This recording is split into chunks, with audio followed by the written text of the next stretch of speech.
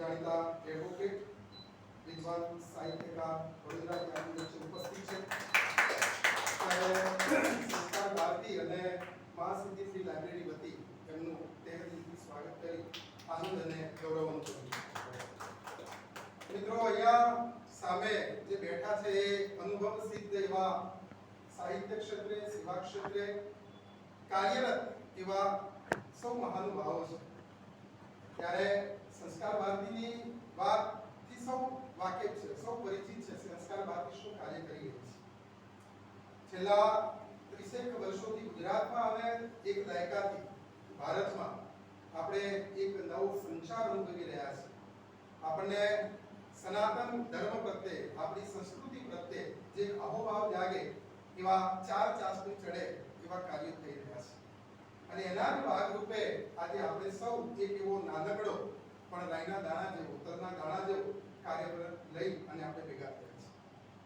એક તબક્કો હતો કે કહેવાતું કે યોજકસ્ત્ર દુર્લભ, પણ હવે આજે જોતા લાગે છે કે શ્રોતા દુર્લભ થતો જાય છે। તો આ પરિસ્થિતિમાં મને એવું લાગે છે કે ઇલેક્ટ્રોનિક્સ મીડિયાનો, આ ગેજેટ્સનો કદાચ વધારે એનો ઉપયોગ છે કે ક્યાંક આપણે જે સમૂહ ભેગો કરવો છે, જે આપણી અપેક્ષા હતી એ નથી થઈ શકી।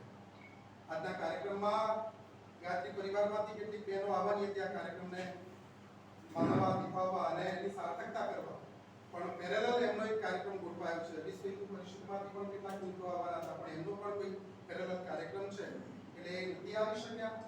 પણ એકે હજારા આપ સૌને પુનઃ આવકારું છું। લાઇબ્રેરી વિશે અને આ કાર્યક્રમ વિશે વાત કરીએ એ પૂર્વે નિરંજન શર્મા સંસ્કાર ભારતીના ઉપાધ્યક્ષને વિનંતી કરીશું કે મંગલ શ્લોકથી આ કાર્યક્રમની શરૂઆત કરીશું।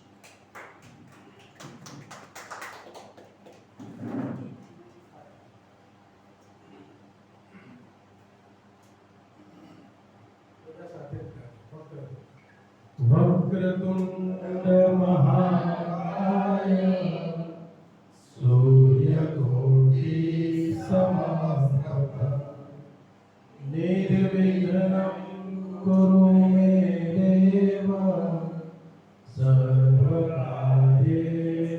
सर्वदा सर्वकार्येषु सर्वदा।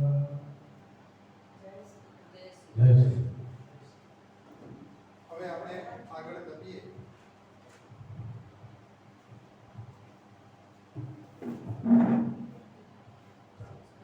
આપણે કાર્યક્રમમાં આગળ વધીએ છીએ અને વક્તાશ્રીને આવકારી એ પૂર્વે વક્તાશ્રીનો ટૂંકમાં પરિચય લઈશું। આપણી વચ્ચે આજની આ બેઠકના મુખ્ય વક્તા પદે ઉપસ્થિત છે માન્ય શ્રી તુષાર ની વ્યાસ, બીકોમ એલએલબી ડીએલબી महाराजा सयाजीलाल यूनिवर्सिटी वडोदरा, सुविनीत तत्वज्ञान विद्यापीठ थाणा, श्री अश्विन हाथी तथा श्री महेंद्र व्यास जेवा वडोदराना प्रतिष्ठित धाराशास्त्रीनी चेम्बरमा 1981 માં જુનિયર લોયર તરીકે આપે શરૂઆત કરી। 1984 થી ડિસ્ટ્રિક્ટ કોર્ટ વડોદરામાં વકીલાતમાં પદાર્પણ કર્યું। Civil, criminal, labour, cooperative, tribunal જેવા વિવિધ ક્ષેત્રોમાં વકીલાત કરી।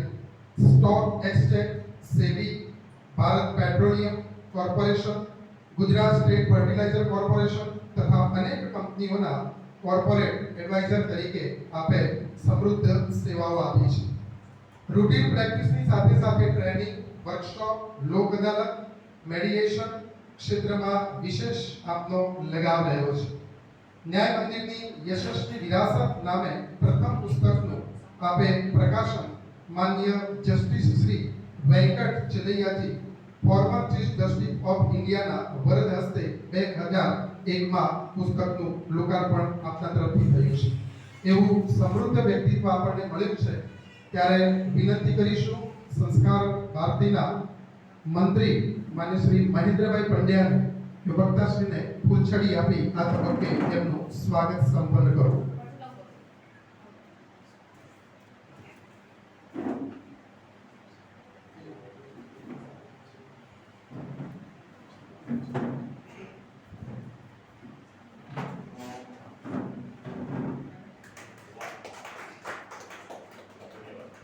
ધન્યવાદ। ભક્તાશ્રીને લાગણી વિના સૂતરના તાંતણાઓથી પણ અભિજીત કરીશું. તો એમને શાલ અર્પણ કરશે સંસ્કાર ભારતી સાબરકાંઠાના ઉપાધ્યક્ષ નિરંજન શર્મા.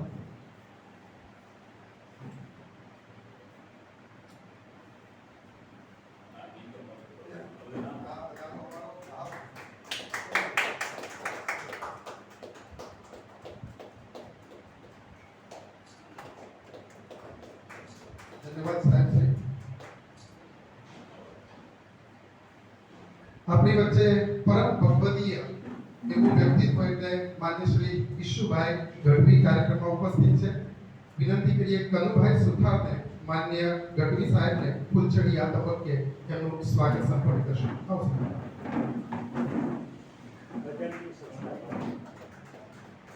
ખજાનજી સંસ્કાર ભારતી સાબરકાંઠા. આપણી વચ્ચે સાહિત્યકાર અને ઉમદા વ્યક્તિત્વના માલિક એવા હંસરાજ સાંકલા સાહેબ ઉપસ્થિત છે.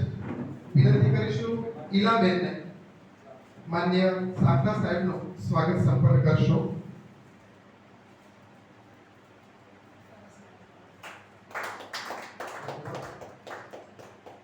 આપણી વચ્ચે ફૂલચંદ ગુપ્તા ઉમદા પ્રાધ્યાપક અને લેખિતીમાં જેમની અલગ એક ઓળખ છે એવા ફૂલચંદ ગુપ્તા સાહેબ ઉપસ્થિત છે. વિનંતી કરીશું શર્માજીને એમને ફૂલછડી આપી એમનું સ્વાગત સંપન્ન કરશો.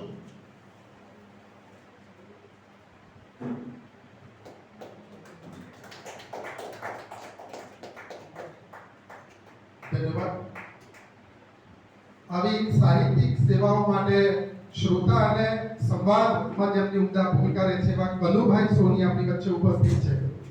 વિનંતી કરીશું મહેન્દ્રભાઈ પંડ્યાને માન્ય સોની સાહેબનું સ્વાગત સંપન્ન કરશો.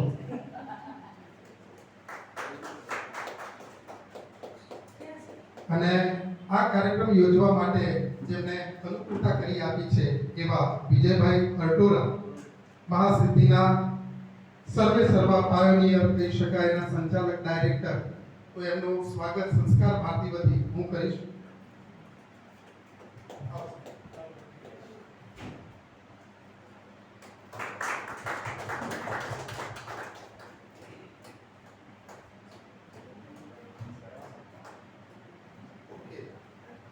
આપણી વચ્ચે વ્યાસ સાહેબના ધર્મપત્ની પણ ઉપસ્થિત છે. તો ઈલાબેનને જ વિનંતી કરીએ કે આજના કાર્યક્રમમાં બેનશ્રીનું સ્વાગત સંપન્ન કરશે.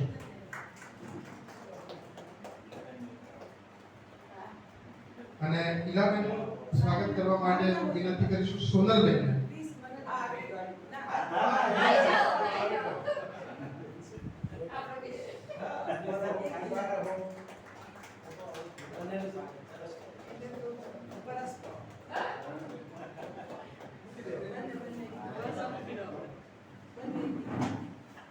પૂર્વ લાઇબ્રેરિયન અને રહેવર સાહેબ આપણી વચ્ચે ઉપસ્થિત છે.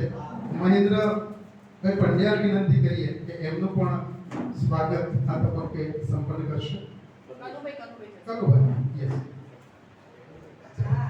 નરસિંહભાઈ ચૌહાણ સાહેબ યસ.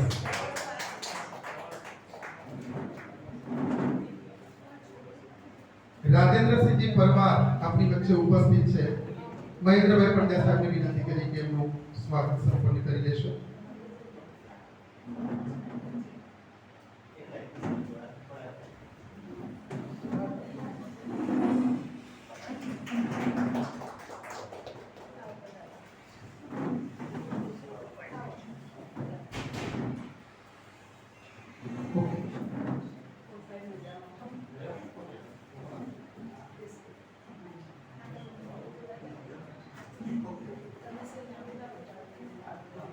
હવે વ્યાસ સાહેબને મહાસિદ્ધિ તરફથી એક શબ્દશ્રી ગ્રંથ અર્પણ કરી અને એમનું સ્વાગત કરશે વિજયભાઈ.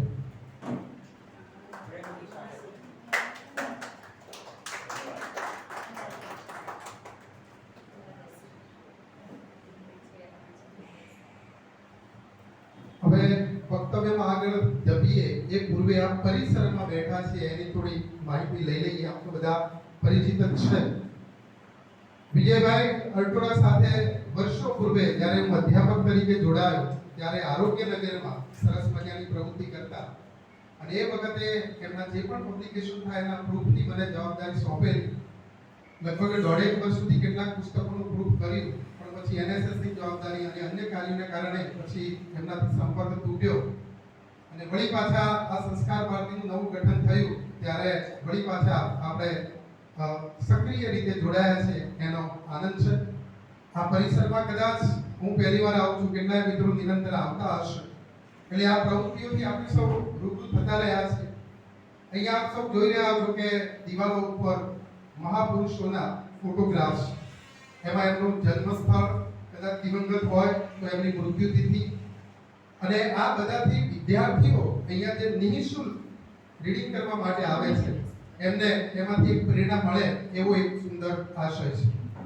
અહીંયા નીચે જોયું કે લગભગ 3 જેટલા આઈએએસ અધિકારીઓ અશોક નારાયણ, જી સુબ્બારાવ અને ડી પાંડિયનની સક્રિય ભૂમિકા રહી, અને પી થિરુપુગલ કે જેમને આઈએએસ કલેક્ટર હોવાના નાતે અને વિવિધ પ્રવૃત્તિઓથી સાબરકાંઠાના જરૂરિયાતમંદ વિદ્યાર્થીઓ સુધી કંઈક પહોંચી શકાય એવા આશયથી આ સંસ્થા સાથે એ વખતે સંકળાયેલા રહ્યા. અહીંયા હિંમતનગરમાં કોઈ લાઇબ્રેરીમાં વિદ્યાર્થીઓએ યુપીએસસી, જીપીએસસી કે સ્પર્ધાત્મક પરીક્ષાઓની તૈયારી કરવી હોય તો લગભગ 1500 થી 2000 જેટલી એની ફી હોય છે, અને ત્યારે ત્યાં તૈયારી કરી શકે. અહીંયા મહાસિદ્ધિ લાઇબ્રેરી તરફથી લગભગ ફ્રી ઓફ આ વિદ્યાર્થીઓને બધી સવલતો પૂરી પાડવામાં આવે છે. અહીંયા બેનર ઉપર આપ જોઈ શકો છો કે લગભગ 150 જેટલી પુસ્તિકાઓ અત્યાર સુધી પ્રકાશન થઈ ચૂક્યું છે. વિશેષમાં એ કહ્યું કે નાના જે ભૂલકાઓ છે એમને જન્મદિન નિમિત્તે અહીંયા આવે ત્યારે એક રમકડા ઘર નીચે છે, ત્યાં એ બાળક જાય એને જે પસંદ પડે એ રમકડું એ રમે, અને છેલ્લે એને એક ગિફ્ટ આપવામાં આવે છે. એક સરસ મજાનું મંદિર તૈયાર કરવામાં આવ્યું છે, તો ત્યાં મંદિરમાં પણ સર્વ ધર્મ ભાવની માનસિકતાથી આપણી નવી પેઢી એક્ટિવ થાય. એટલે એકવિધ નહીં પણ અનેકવિધ પ્રવૃત્તિઓથી આ નાનું એવું એકમ હિંમતનગરમાં એક પોતાની આગવી ઓળખ બનાવી રહ્યું છે. જૂનમાં આ લાઇબ્રેરીની સ્થાપનાને 2 વર્ષ પૂરા થશે ત્યારે એવો વિશેષ કાર્યક્રમ થાય, એમાં આપણે સૌ સહભાગી બની અને એમની જે પ્રવૃત્તિઓ છે એમને વિશેષ આપણે આગળ દબાવીએ. એમાં સંસ્કાર ભારતી પણ તમારી સાથે છે, એ આ તબક્કે આપણે ખાતરી અપાવીએ છીએ. આવી અનેકવિધ પ્રવૃત્તિઓથી આપણું એકમ ધમધમતું રહે. અને હવે વક્તા માન્ય તુષારભાઈ વ્યાસને વિનંતી કરીએ કે આપની પાસે જે ઉત્તમ વિચારો છે, કહ્યું કે રામ વિશે જે વાત થવાની છે, વક્તવ્ય પછી પણ કેટલાક જો પ્રશ્નો આપણા મનમાં હશે, કોઈ પૂર્તતા હશે, અનુભવ સિદ્ધ માણસો અહીંયા બેઠા છે, એ વાત મૂકશે. તો વિશેષ વાત ન કરતા હવે વક્તા તુષારભાઈ વ્યાસને વિનંતી કરીએ કે આપના વિચારોને વક્તવ્યથી અમને રૂબરૂ કરાવો.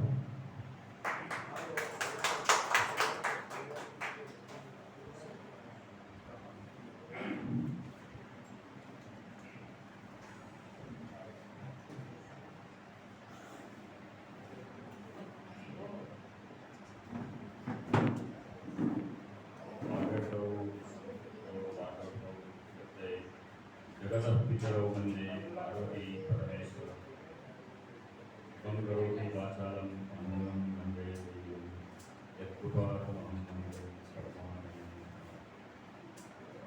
नमस्कार. મને જે વિષય આપવા માટે આજે ને આ વાત છીટના વિચારો વ્યક્ત કરવા માટે જે સતત 1 મહિનાથી મારા સંપર્કમાં છે, અને મારું એક ગ્રેવિટેશનલ ફોર્સથી મને અહીંયા ખેંચી લાવ્યા એ વિજયભાઈ, સૌથી પહેલાં વિજય રાવલને એક આજની સલામ કરું છું. તમે મને આટલો પ્રેમ ન કર્યો હોત તો હું હિંમતનગર ન આવ્યો હોત. હિંમતનગર ન આવ્યો હોત તો મહાસિદ્ધિ શું છે એ જાણત નહીં. મહાસિદ્ધિ જાણવા ન આવ્યો હોત તો આ નિરંજનભાઈ ને આ સંસ્કાર ભારતી અને આ ઈશુદાનભાઈ, આ બધા વડીલો, મિત્રો, વિદ્વાનો, સાહિત્યકારો, પત્રકારો, લેખકો અને આવા 70+ યંગ લોકો, આ બધા જ વયોવૃદ્ધ, જ્ઞાનવૃદ્ધ છે, પણ એટલા જ તરોતાજા લાગે છે કે આજે વર્ષો જૂના વિચારને સાંભળવા. બહાર વાવાઝોડું છે. એકાદ બે જણાએ સવાલ પણ કર્યો કે વાવાઝોડુંમાં વાત થશે કે નહીં, ભેગા થવાશે કે નહીં, અને કોઈએ કીધું કે બાબા ભેગા કદાચ ઓછા થઈશું, તો વાતમાં તમે કે બે કે ત્રણ જણા છે તો પણ વાંધો નહીં. મેં કહું કે વાંધો નહીં, બે જણા દિલથી મળે તો એ મજલિસ છે મરી લાખોના ટોળા મારે એને કઈ સભા નથી કહેતા. આ તમે જાણો છો એ મારી જોડે શું વાત કરવાની. પણ હવે વાત કરું છું જે વિષયની. આ કયો વિષય છે? યાવસ્થાસ્યતિ ગિરે સરિતસ્ય મહાતલે. જ્યાં સુધી પર્વતો અને નદીઓ આ ભૂમિતલ પર છે તાવત રામાયણ કથા ભક્તિ પ્રચરષ્યતિ તત્પશ્ચાત લોકે ભક્તિ પ્રચરષ્યતિ. આ કોણ બોલે છે? બ્રહ્માનું વરદાન છે.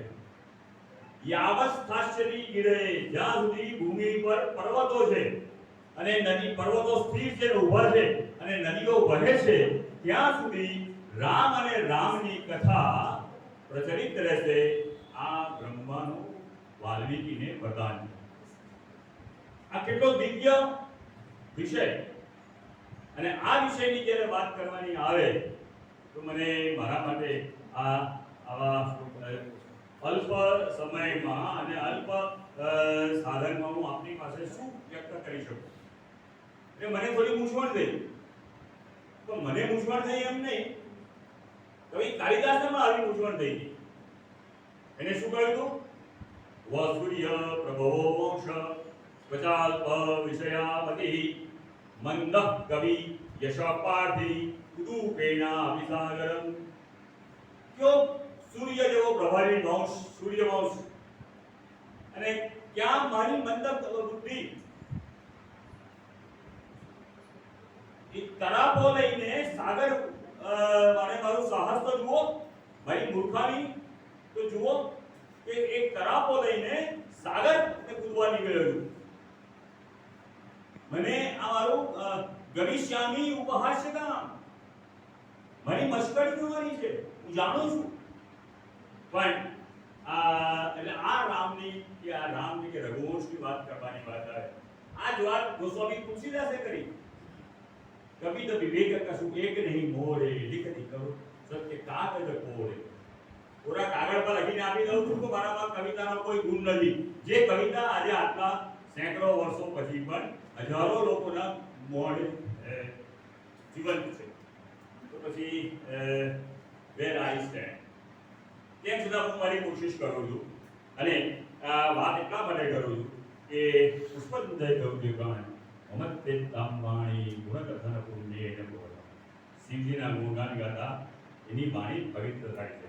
તો ચાલો આજે સીતાજીને યાદ કરીને અને આપણે આપણી વાણી પવિત્ર કરીએ. હું બોલીને પવિત્ર કરું છું. તમે આ જ વાત સાંભળીને તમને થશે. હવે એકચ્યુઅલી જો આ વિષય જે આજે હું આપણી પાસે રજૂ કરું છું, આના માટે મારે ઓછામાં ઓછા 3 સેશન લેવાના હોય છે. અને વધારે સારી રીતે આ વાત પહોંચાડવી હોય તો એના માટે પાવર પોઈન્ટ પ્રેઝન્ટેશન જોઈએ. ત્યાંથી આપણે લાઇટ એન્ડ સાઉન્ડની સ્ક્રીન પર બતાવી શકાય. મેં વિજયભાઈને વાત કરી, પણ વિજયભાઈ કહે છે કે આપણે નાનું કોડું છે એટલે વાંધો નહીં.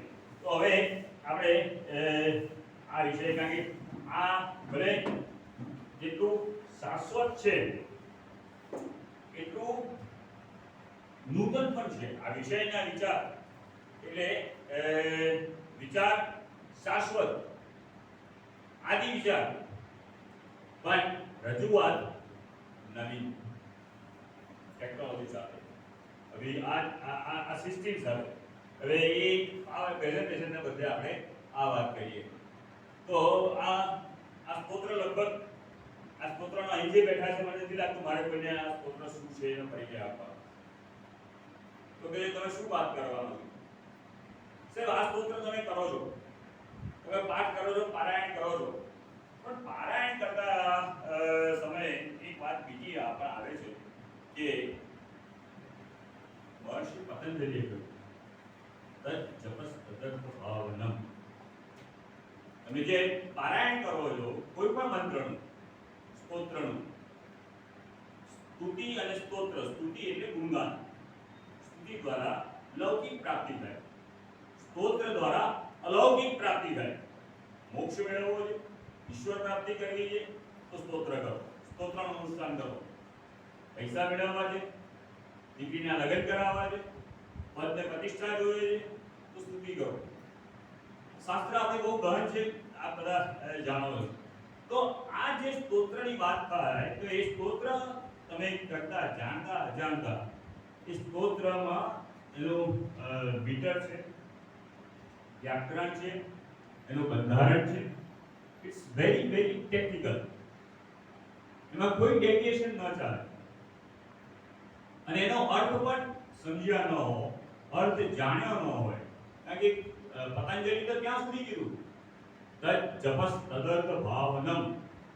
જે તમે માળા કરો છો કે મંત્ર કરો છો એનો અર્થ સમજો. અર્થ સમજો પછી ભાવ સમજાશે. કારણ કે શબ્દના ઘણા બધા અર્થ છે. બેલે કઈ રાખી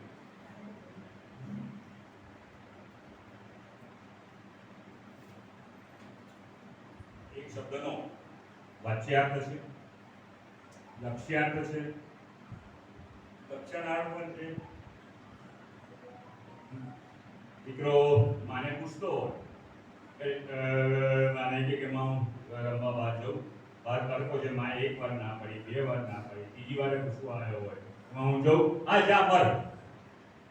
માએ જ્યારે જા મર કીધું એ નોટ બીકોઝ કે માએ એને મૃત્યુને આપ્યો, એ મર કીધું જા મરે એ ધેટ્સ એ મીનિંગ શું છે જે માં થયા છે કે જે પિતા થયા છે એને ખબર છે.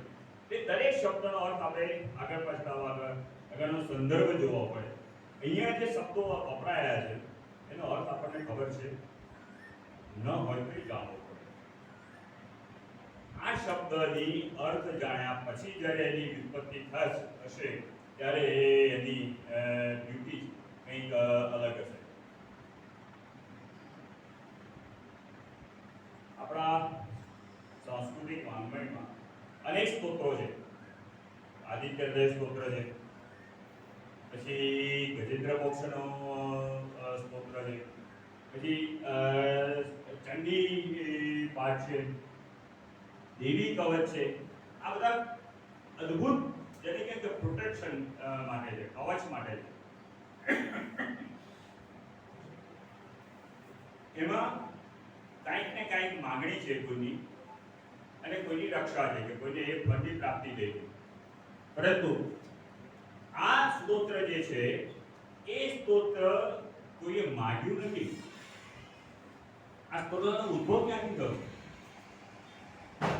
આ સ્તોત્ર એટલું ઓથેન્ટિક છે, એટલું ઓરિજિનલ છે. સાહેબ વિશ્વના કોઈ સાહિત્યમાં આવું સ્તોત્ર નથી કે જ્યાં મહાદેવ પોતે બુદ્ધકૌશિકને કહેતો હોય કે તું લખી લે આદિષ્ટવાન યથા સ્વપ્ને રામ રક્ષા અમિમામર તથા લિખિતવાન પાત પ્રબુધો બુદ્ધકૌશિક. એ આદિષ્ટવાન વાલ્મીકીને સ્વપ્નમાં દર્શન આપ્યું, વાલ્મીકીને આદેશ આપ્યો, આજ્ઞા કરી. કેવી આજ્ઞા કરી? માં પાર્વતી શિવજીને પૂછે છે કે તમે કોનું ધ્યાન કરો છો? કે મારા ઈષ્ટદેવનું. કે તારો ઈષ્ટદેવ કોણ? રામ. અચ્છા, તો તમે એકલા કહેશો, મને નહીં જણાવો. અને ધેટ્સ હાઉ શિવજી માં પાર્વતીને આના દેવની સ્તુતિ કરે છે, એનું વર્ણન કરે છે. પછી શિવજીને ખ્યાલ આવ્યો કે ના ના આ તો ઇટરનલ વાત બની જાય છે. એટલે એને બુદ્ધકૌશિકને જે પ્રબુદ્ધ થઈ ગયો હતો એ કાળમાં જેની પ્રજ્ઞા આટલી ઉચ્ચ થઈ ગઈ હતી એના સાધનાથી અને તપસ્યાથી, એને આજ્ઞા કરી કે પ્લીઝ રાઇટ ડાઉન. તથા લિખિતવાન પ્રાતઃ અક્ષરશઃ આ એ વાત વિશ્વામિત્રે શિવજી પાસેથી સાંભળેલી, જોયેલી અને વિઝ્યુઅલાઇઝ કરેલી વાત છે. Can there be better one or better version more authentic than this? Just imagine. આ કવિને કહેવાનો ભાગ આ કોઈ કવિનું કાવ્ય નથી. કોઈ એક ચાર લીટીના જોડકણા બીજા બધા સ્તુતિ બધા જ સારા છે, પણ આ તો એકદમ પ્રાસાદિક છે. એટલે સ્તુતિ છે અને આ સ્તુતિમાં જે વાત છે એ છે ચરિતમ રઘુનાથસ્ય શતકોટિ પ્રવિસ્તરમ. શું છે? ચરિતમ. જે ચરિત્ર છે અહીંયા આ આખા સ્તોત્રમાં ચરિત્રની વાત છે, આખા રામાયણની વાત છે, જીવનની વાત છે. Ramayan is demonstration. રામાયણમાં કથા નથી, રામાયણમાં પ્રવચન નથી, આદેશ નથી, મેસેજીસ નથી, ડેમોન્સ્ટ્રેશન છે. જીવન જીવી બતાવ્યું છે. રામાયણ એ ગૃહસ્થાશ્રમની વાત છે, મહાભારત એ રાજનીતિની વાત છે. રામાયણ એ કુટુંબની વાત છે, એક જ કુટુંબની કથા. ભાઈ વચ્ચે, ભાઈને પત્ની, ભાઈની પત્ની વચ્ચે કે ભાઈને માં વચ્ચે, દીકરાને માં, દીકરો બાપ, બાપ અને ગુરુ અને શિષ્ય, એન્ટાયર આખું જે ફેમિલી, ઓરિજિનલ ફેમિલીની જે ગઠબંધન હતું, આ આપણી ભારતીય સંસ્કૃતિનું એક આદર્શ ઉદાહરણ એ રામાયણ. અને મહાભારત છે એમાં રાજનીતિ છે, જ્યાં વ્યવસ્થા છે, જ્યાં અનેક અલગ અલગ સ્પર્ધા અને અર્થ અને કામની વાત છે. એ વાત મહાભારતમાં આવશે. અહીંયા આપણે એની વાત કરીએ. એ કહેવાનો ભાવ કે ચરિતમ, એને જે કંઈ કહ્યું અહીંયા જે રામની વાત છે એને કરીને જ બતાવ્યું છે. અને અમારા દેશના આ સંસ્કૃતિના લોકોનો એકમાત્ર મેસેજ હતો, એકમાત્ર મોટો હતો, એક જ દેશે પ્રસૂતસ્ય સકાશાત અગ્રજન્મનામ સ્વમ ચરિત્રેણ પૃથિવ્યામ સર્વમાં. પોતાના જીવન ચરિત્રના ડેમોન્સ્ટ્રેશનથી જે માણસ એક્ઝિબિટ કરતો, એક્સપ્લેન કરતો. એને રામે શું, રામનું જીવન કેવું હતું અથવા રામનો મેસેજ શું હતો કે રામનું જીવન જોઈ લો તો ખ્યાલ આવી જશે. ધેરફોર ઇટ ઇઝ એ ચરિતમ.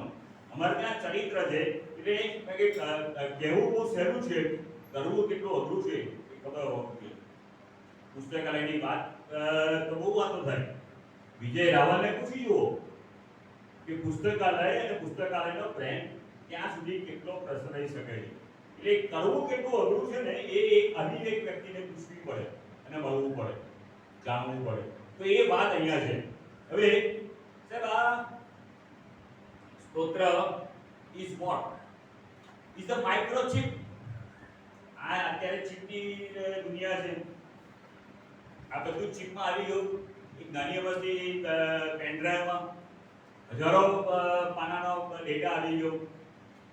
આ ચિપમાં અથવા આ રામરક્ષા સ્તોત્રમાં 24,000 વાલ્મીકીના શ્લોકો છે, 10,800 ગોસ્વામી તુલસીદાસની ચોપાઈ છે અને 10,000 કંબર રામાયણના શ્લોકો. કહેવાનો ભાવ કે આ જો સ્તોત્ર વાંચો તો આ સ્તોત્ર તમે જો નિત્ય પાઠ કરો, તમે વાલ્મીકી રામાયણ નહીં વાંચ્યું હોય તો પણ ચાલશે. ધેટ ડઝન્ટ મીન કે તમે વાલ્મીકી રામાયણ નહીં વાંચો, પણ સમય નથી સાહેબ. આજે કોની પાસે સમય? આપણે એટલા બધા હાયવરાટમાં છીએ કે સમય જ નથી. તો એ સમય આખું વાલ્મીકી રામાયણ આજે લાવ્યો નથી. રામાયણ લાવે તો આટલા 4 ભાગમાં રામાયણ અને મહાભારતના તો 8 ભાગ થઈ જાય. આ વજન જ આપણે ઉંચકી શકવાના નથી. અને આપણે હું ને તમે તો કે વિજયભાઈ તો હજી ઉંચકશે, એના પછીની જનરેશન તો જોશે પણ નહીં. તો વોટ ઇઝ ધીસ સ્ટફ?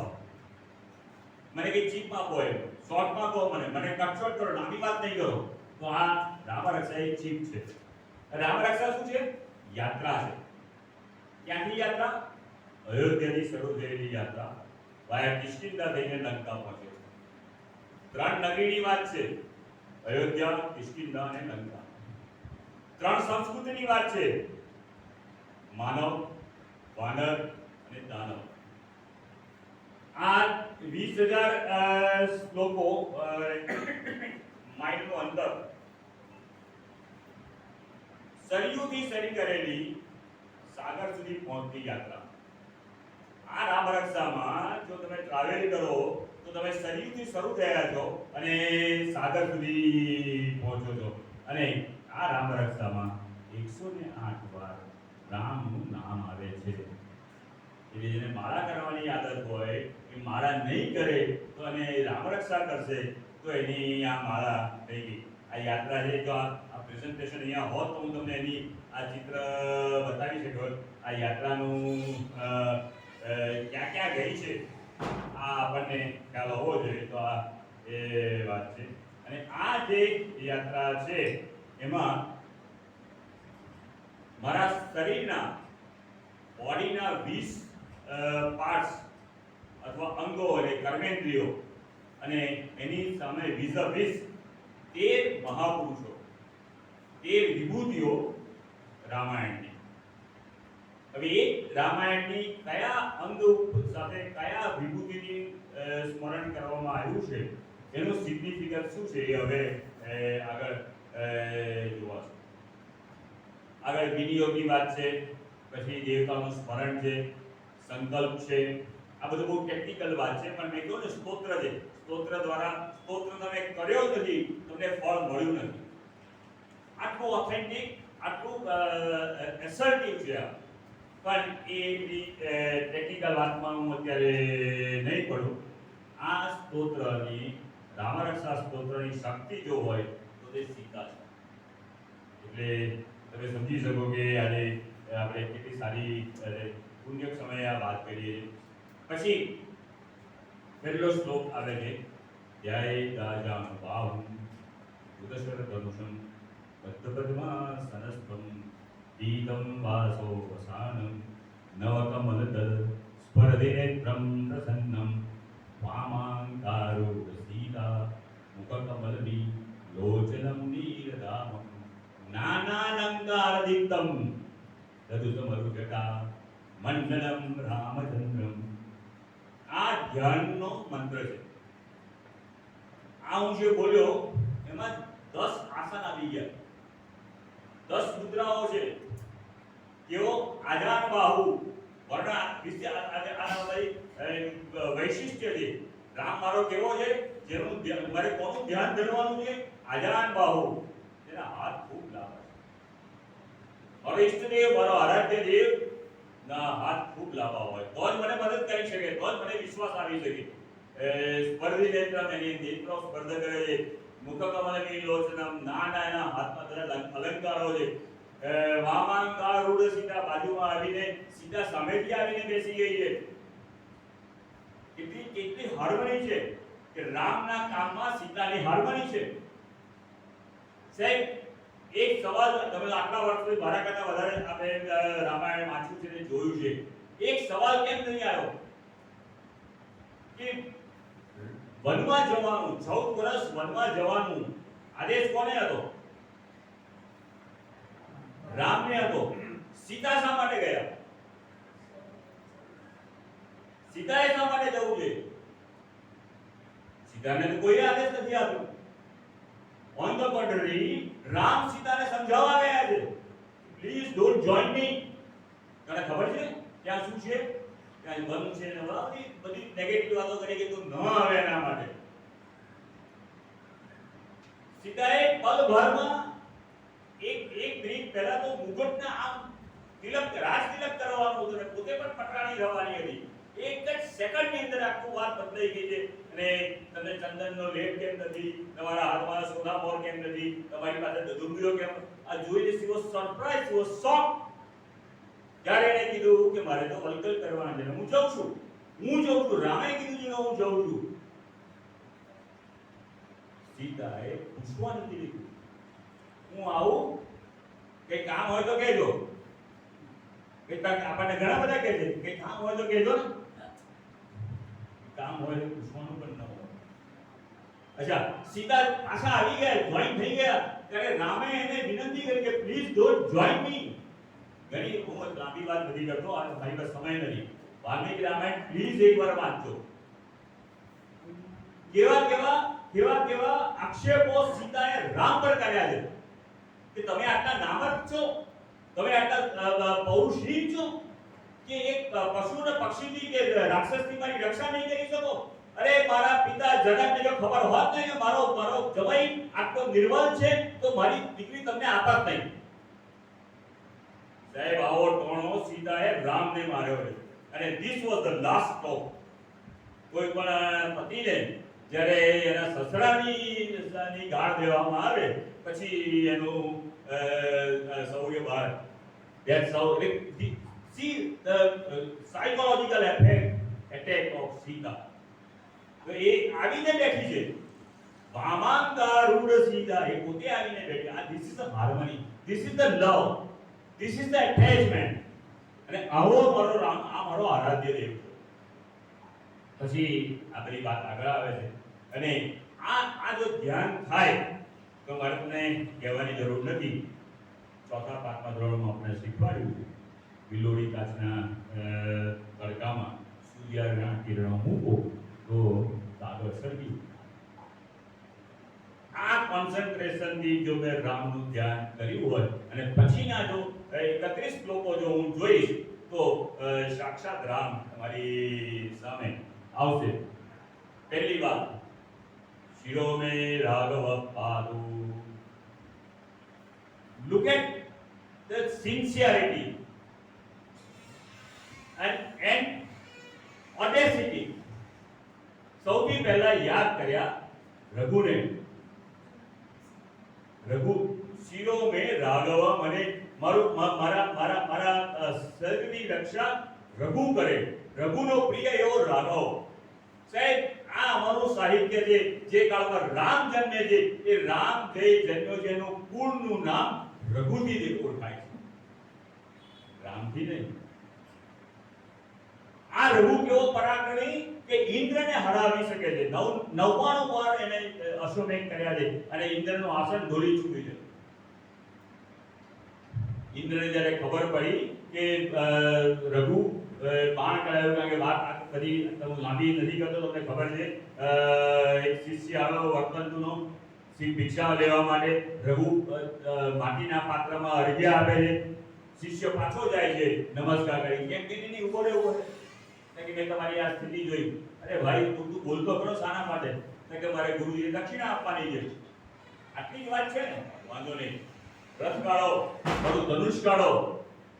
અને ઇન્દ્રને ખબર પડી કે રઘુ મારી સામે ચડાઈ કરવા છે.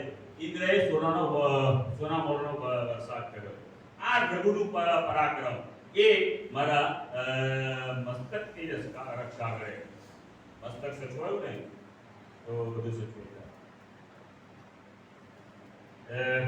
આ મસ્તક કોઈની સામે ઝૂકે નહીં. આ મસ્તક કોઈની સામે નમે નહીં. આ મસ્તક પર કોઈનું માન કે કોઈનું પાઘડી કહો કે તિલક મુગટ કહો લાગે નહીં. આ મસ્તક નીતિમાં આપણે જાણીએ. બહુ ફેમસ એક કથા છે. એક ચારણ અકબરના દરબારમાં ગયો છે ને વાત કરીને અકબરને ખુશ કર્યો છે. અકબર ખુશ થઈ ગયો, વાહ વાહ કરીને સોનામાળો આપતો જ જાય છે, આપતો જ જાય છે.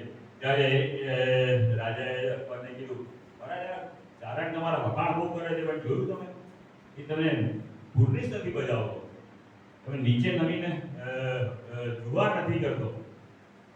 ત્યારે રાજાને ખ્યાલ આવ્યો. રાજાએ પૂછ્યું, આ બધી વાત બરોબર, પણ તું મને જુવાર કેમ નથી કરતો? કે મહારાજ મને તો શું છે, હું તો ચારણ છું, હું તો 10 વાર તમારી સામે નમીશ, પણ આજે જે મારા માથા પર પાઘડી છે ને, તમારા આવતા પહેલા હું રાણાની પાસેથી આવું છું અને એ રાણા કોઈ દિવસ તમને નમ્યો નથી.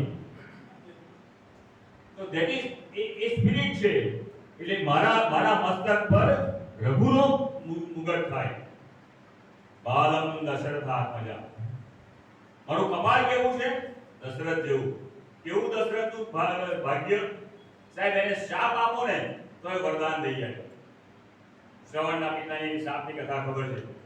બાણ માર્યું, હરણ જોઈને શ્રવણ મરી ગયો, ગુડગુડ કરતો પાણીનો ઘડો લેવા ગયા ત્યારે શ્રવણે કીધું મહારાજ કશો વાંધો નહીં, તમે તમારી કોઈ ભૂલ નથી કહી, તમે ભૂગિયા કરવાની ગયા હતા. તો એક કામ કરો, મારા વૃદ્ધ માતા કીધા પાણીથી તરફડે છે, પાણીનો ઘડો આપ્યો, પાણીનો ઘડો આપવા ગયા. માતા પિતાને ખબર પડી ગઈ કે આ દીકરો છે નહીં. પણ રાજા કેવો, હવે અહીંયા રાજાની વાત આવે છે. રાજા કેવો સેજ પણ જૂઠ બોલ્યા વગર એ કહે છે કે મારી અમને ક્ષમા કરો, મારા ભૂલથી મૃગયા સમજીને મેં તમારા દીકરાની હત્યા કરી છે. એ પ્રજા પણ કેટલી પાવરફુલ, એને રાજાને શાપ આપી દીધો. એ રાજા, જેમ આજે અમારું મૃત્યુ પુત્રના વિયોગમાં થાય છે, તને પણ પુત્ર વિયોગનું આવું જ દુઃખ તને થવું જોઈએ. જ્યાં મારો તને શાપ છે. સાહેબ, એ દિવસે તેનો પુત્ર હતા જ નહીં. આ શાપ આપ્યો અને પુત્ર મળ્યા. દશરથને આપેલા આ એનું ભાગ્ય, આ એને ભાગ્ય કે એને જે શાપ આપો ને તો પણ એનું એને વરદાન થઈ જાય. બાલમ આજે મારું ભાગ્ય પણ આવું છે કે બાલમ દશરથ કૌશલ્ય દશો પાતું. મારી આંખોમાં કૌશલ્યનો રામ. રામના અનેકાનેક સ્વરૂપ છે, પણ કૌશલ્યનું સ્વરૂપ, કૌશલ્ય એટલે વાત્સલ્ય, કૌશલ્ય એટલે પોઝિટિવિટી, કૌશલ્ય એટલે પ્રેમ. મારી આંખોમાં આ જ વાત રહ્યા કરે. અને જો કૌશલ્યનો પ્રેમ મારી આંખમાં હોય તો મને આખું જગત કેટલું સુંદર અને રૂપાળું લાગે. મારી આંખ કોઈ દિવસ ખોટું જુએ નહીં, મારી આંખ કોઈ જગ્યાએ ખોટી જગ્યાએ જાય નહીં. મારી દ્રષ્ટિ બદલા કે everyone has a light, very few vision, very few person has a vision. Site તો બધા પાસે છે, નજર તો બધા પાસે છે, દ્રષ્ટિ કોની પાસે? એ દ્રષ્ટિ એટલે વિઝન કોની પાસે? તો કૌશલ્યનું વિઝન એ મારા રામનું વિઝન છે.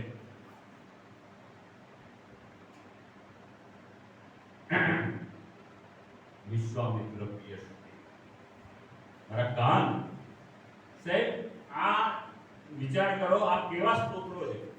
આ સ્તોત્ર છે કે મારી સાથે મારા એનાટોમી ફિઝિયોલોજીની એનાલિસિસ છે. આ સ્તોત્ર છે કે સાયકોલોજીકલ એપ્રોચ મને નોલેજ છે. મારું કાન છે, કાનના શું કામ છે? કાન સાંભળે છે. તો આ કાન કેવું સાંભળે? કોનો શબ્દ સાંભળે? ગુરુનો શબ્દ સાંભળવા. Learned person. મારા કાનમાં કોઈ નકામા માણસનો એક શબ્દ નહીં જાય. એટલે કહીએ છે ને કે આ ભલાવણા ભાઈ છે કાચા કાનના છે. એ કાન તો સાચો જ હોય, પણ એ સાંભળે છે કે નહીં એને સમજ પડતી નથી. એને ખબર નથી કે કોનું સાંભળવાનું, કેવું સાંભળવાનું. તો વિશ્વામિત્ર, આ કયો વિશ્વામિત્ર કે જેને અયોધ્યામાંથી રાજ પોસાય? આ ગુરુઓની તાકાત તો જુઓ. રાજાને કહેવાય છે કે તારા બે દીકરા મને આપી દે. દશરથ કહે છે ભાઈ આટલા શાના માટે? કે યજ્ઞની રક્ષા માટે. અરે મારું સૈન્ય આપું, આ આપું, તે આપું. નથી જોઈ, તારા બે દીકરા મને જોઈએ. રાજા ના પાડી શકતા નથી. અને ના પાડવા જાય તો વિશ્વામિત્ર કદાચ ક્રોધ આવે કે ગુસ્સો કરે તો વશિષ્ઠ સમજાવે છે કે વિશ્વામિત્ર કહે છે ને કંઈક રીઝન હશે, આપી દો. અને રામ અને લક્ષ્મણને વિશ્વામિત્ર લઈ ગયા. શાના માટે લઈ ગયા હતા? રક્ષા કરવા માટે, રાક્ષસને મારવા માટે? ના, રાક્ષસને મારવા હોત તો એ પણ મારી શક્યા હોત. પણ અમે ગુરુ છીએ, અમે બ્રાહ્મણ છીએ, અમે યજ્ઞ, અમે ઋષિ છીએ. અમારું કામ ઋષિનું કામ કરવાનું છે. ઋષિ શાપ નહીં આવે, ઋષિ દંડ શિક્ષા નહીં આવે. શિક્ષા આપવાનું કામ ક્ષત્રિયનું છે. આ શાસનનું કામ હું નહીં કરું. આ તારી જવાબદારી છે કે મારો યજ્ઞ અખંડિત રહે. અને ત્યારે ઋષિને આ રક્ષા કરવા નિમિત્તે એને અસ્ત્ર અને શસ્ત્ર આપ્યા. દિવ્યાસ્ત્રનું એને વરદાન આપ્યા છે. પણ એ એમને અપાય નહીં. એટલે આપવા માટે કીધું કે તું તાડકાને માર, ધનુષ ઉઠાવ, તાડકાનો વધ કર. અને એ રાજા પણ કેવો કે ભાઈ એ યુવરાજ પણ કેવો ઋષિએ એક સવાલ કર્યો નોટ ટુ ક્વેશ્ચન વાય અને તારકાને હત્યા કરી. બીજી વાર આ જ ઋષિએ કહ્યું ધનુષ ઉઠાવો. સીતામાં વરમાળા આ વિશ્વામિત્ર એટલે વિશ્વામિત્ર પાસે આ વિઝન હતી. એને રામને અયોધ્યામાંથી એક્ટિવ કર્યો, બહાર લઈ ગયા. બહાર લઈ જઈને એને અસ્ત્ર અને શસ્ત્ર આપ્યા, એને ટ્રેન કર્યો, એને ગ્રુમિંગ કર્યો, તૈયાર કર્યો, કારણ કે એને ખબર છે કે આની પાસે ભવિષ્યમાં કેટલા મોટા મોટા કામ કરાવવાના. તો આ ટ્રેનિંગનું કામ માટે વિશ્વામિત્ર લઈ ગયા. આ કામ મારે ને મારા જે શબ્દો મને પડે આજે દિવસ રાત 24 વાર સવારથી સાંજ સુધી તમારા મોબાઈલના રમકડામાં 500 શબ્દ તમને સલાહ આપવામાં આવે છે, આદેશો આપવામાં આવે છે. કેમ કોઈ ઊભો થતું નથી, કેમ કોઈ કામે લાગતું નથી. આ બધી જ ખાલી સલાહો, સુફિયાની સલાહો છે. વિશ્વામિત્રએ એક જ વાર કીધું ઉત્તિષ્ઠ નર જાગૃત, અને રામ અને લક્ષ્મણ ઊભા થઈ ગયા. તો એ કાનની રક્ષા અથવા કાન પર કૌશલ્ય અને વિશ્વામિત્ર આવે. જ્ઞાનમ પાતુ મકત્રાતા, મારા જે નાક છે એ નાકની રક્ષા મકત્રાતા એટલે યજ્ઞનું રક્ષણ કરવા વાળો રામ. રામના કેટલા કેરેક્ટર્સ છે અને જે યજ્ઞની રક્ષા કરે છે.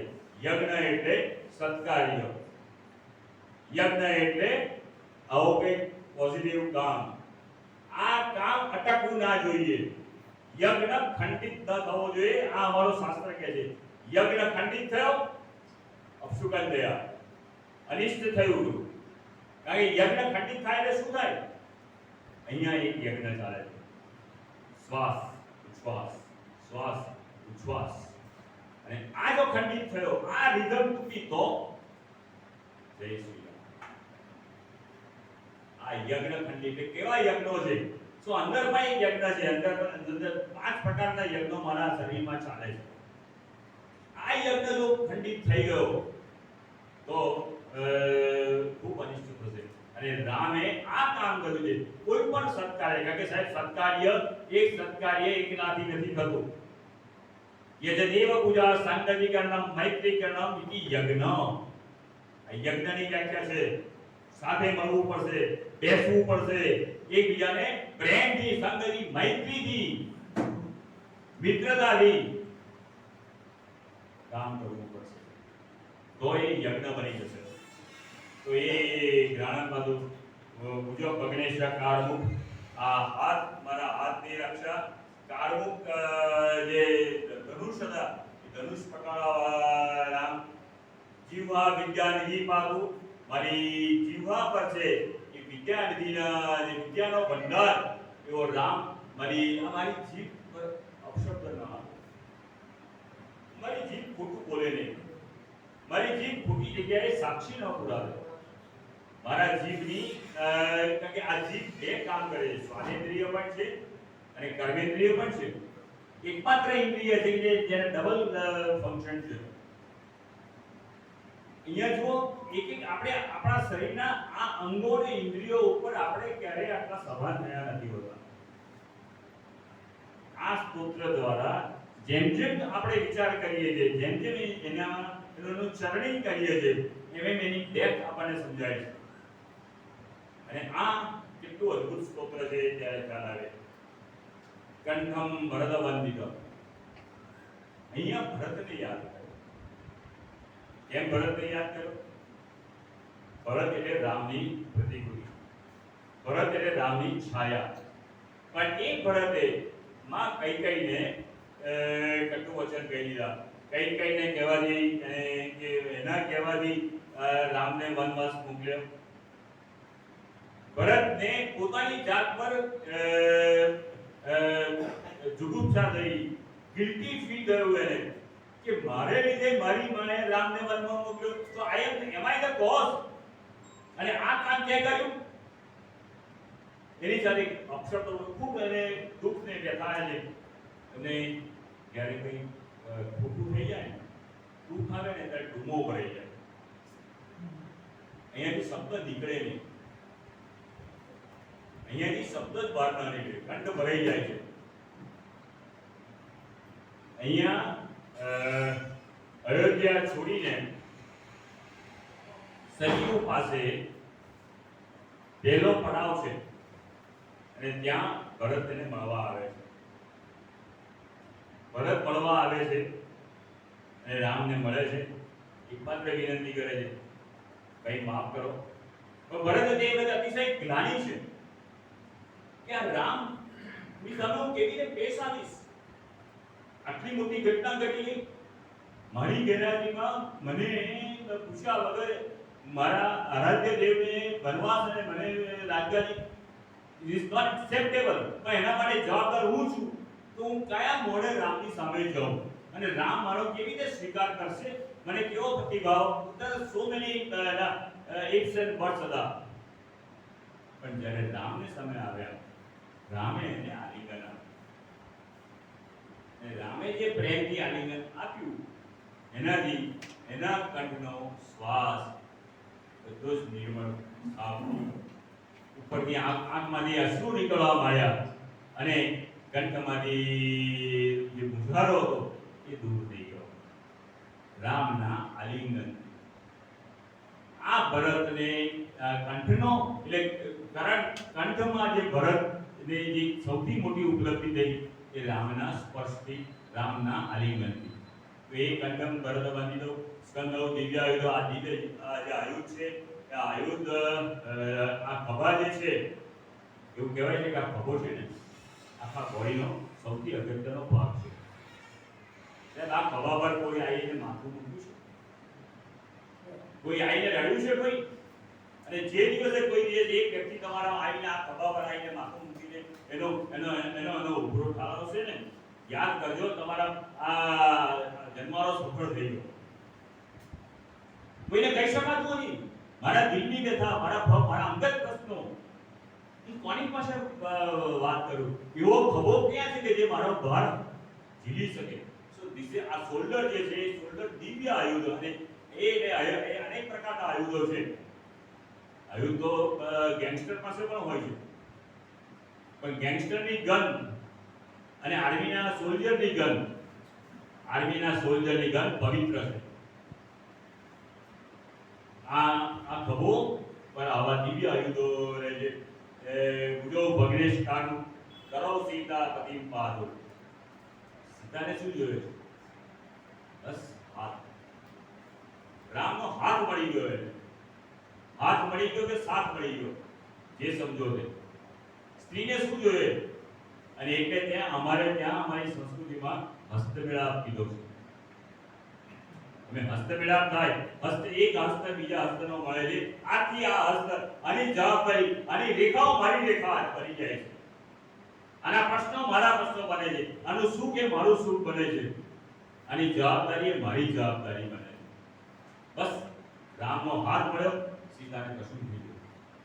કરો સીતા એટલે આ રામને અને સીતાની વાત નહીં આપી. આ ભાઈ ભારતની કોઈ પણ સ્ત્રીને માટે પતિનો હાથ મળ્યો, નથી ગેલ્સ તો એ કરો સીતા પતિમ પાદો હૃદયમ જામદગ્નિ. હૃદય કોને યાદ કર્યા? 11 વખત નક્ષત્રીય પૃથ્વીને કરાવવાળો પરશુરામ આટલો ક્રોધી, જમદગ્નિનો આટલો પુત્ર, આટલો પ્રભાવી, આટલો પ્રચંડ, આટલો ક્રોધી, આટલો જ્વાલામુખી જેવો પરશુરામને શાંત કરી રહ્યો હતો, સ્વસ્થ કર્યા છે. એને પણ સમજાવ્યું કે ગુરુજી ક્ષત્રિયો નહીં હોય તો રાજની રક્ષા પણ કરશે. એકાદ ક્ષત્રિયની ભૂલને કારણે ક્યાં સુધી કેટલો તલવાશે? અને રામનો પ્રેમ એ રામે પરશુરામને પ્રેમથી જીત્યા છે.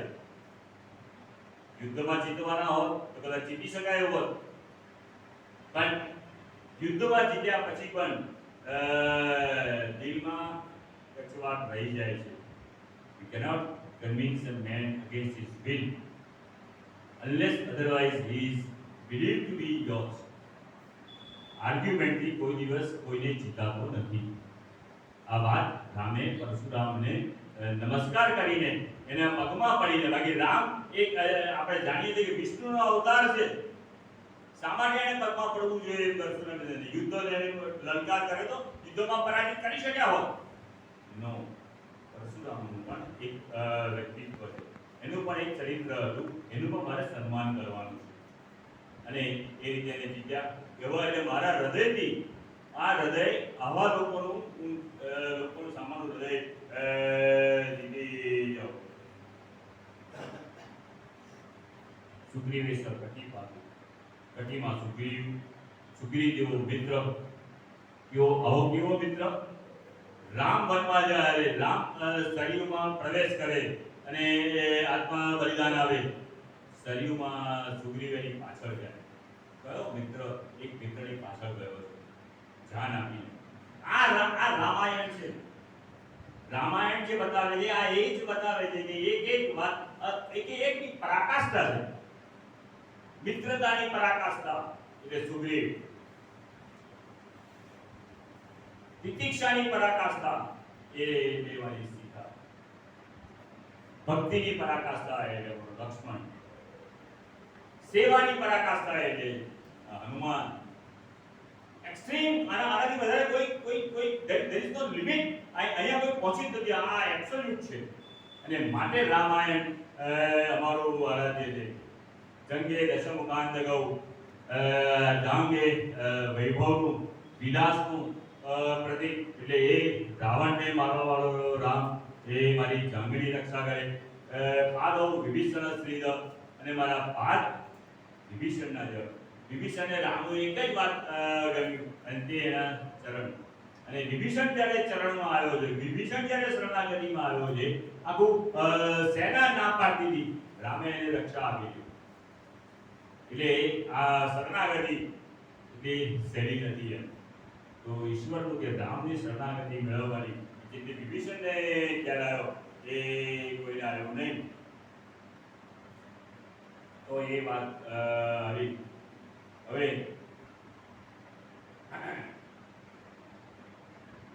આખી આપણી બોડીના પાર્ટ્સની છે.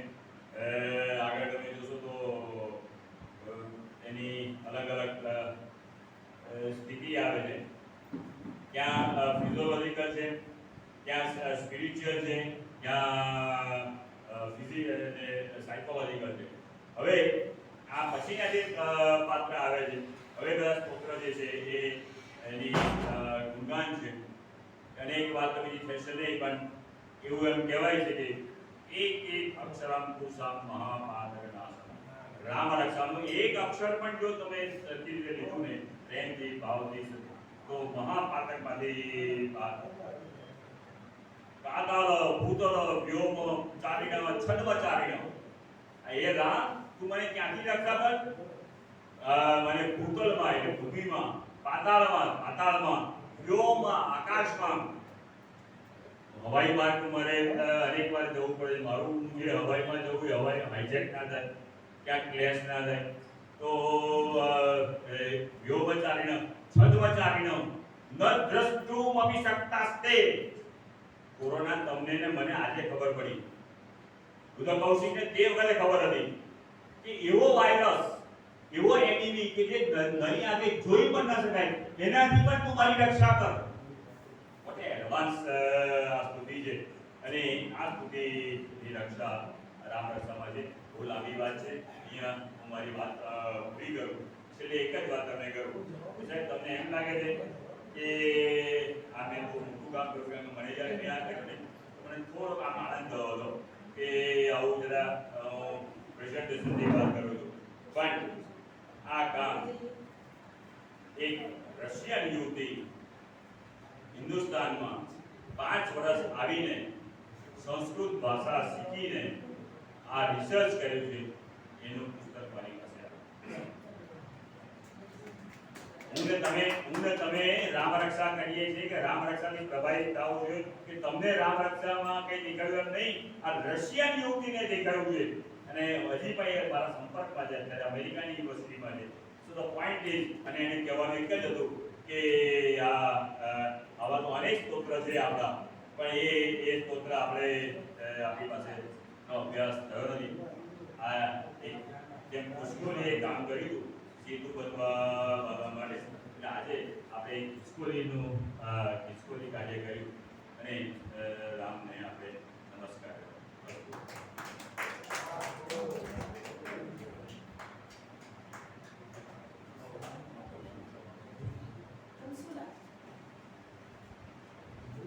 ખૂબ સરસ પ્રસ્તુતિ, એક નવા વિચારથી આખી વાત થાય. આમ તો કહેવાય છે કે ઉત્તમ ગ્રંથો અને ઉત્તમ ચરિત્રો એ ઉત્તમ વાચકોને તૈયાર કરે છે. એની ચરવણા જેમ જેમ જાય, જ્યારે જ્યારે એ ચરિત્રો પાસે જઈએ, જ્યારે જ્યારે એ ગ્રંથો પાસે જઈએ, ત્યારે કશું નવું આવીને એ પેલો વાચક અથવા શ્રોતા પ્રાપ્ત કરતો હોય છે. આ કવિ ચરિત્ર એવું છે, આ ગ્રંથ એવો છે, સનાતની છે, સર્વવ્યાપક છે. જીવનના આરંભથી માંડીને અંત સુધી કદાચ રામ આપણા દરેકે આયામમાં ક્યાંક ને ક્યાંક જોતરાયેલા છે. એના વિશે કેટલી કથાઓ થઈ ગઈ છે, કેટલું બોલાયું છે, અને હજુ આવનારા વર્ષોમાં કહ્યું ને આ બ્રહ્માંડ હશે ત્યાં સુધી આ ગ્રંથ અને આ વ્યક્તિત્વ એની જીવંતતા આપણી સામે જાળવી રાખશે. બાબા ઉત્તમ વિષયને લઈ અને ઉત્તમ વિચારો પૂરા પડે આપનો આભાર.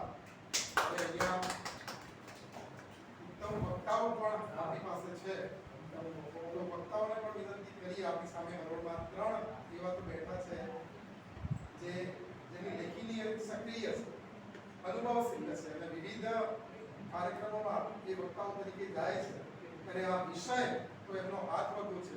તો ઈશુભાઈ નરવી સાહેબને વિનંતી કરીએ કે રામ વિશે આજના જે વાત મુકાય એમાં પોતાનું સંવેદન અને પ્રતિભાવ આપણી પાસે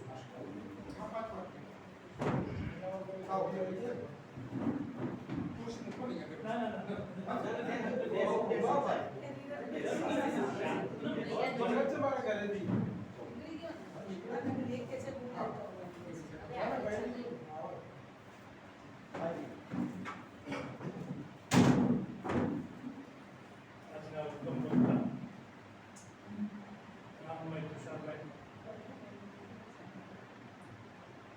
ખૂબ પાયાની વાત, ખૂબ ઓછા સમયમાં પણ આપણામાં એક બીજ રોપી દીધો એમને કે આપણે શું કરવાનું છે. આપણી અવસ્થા તો ઠીક છે, પણ આ જે નવી પેઢી છે એને શું કરવાનું છે. વાત રામના નિમિત્તે અને રામ રક્ષા સ્તોત્રના નિમિત્તે એને ઉકળી ખૂબ જરૂરી એટલા માટે છે કે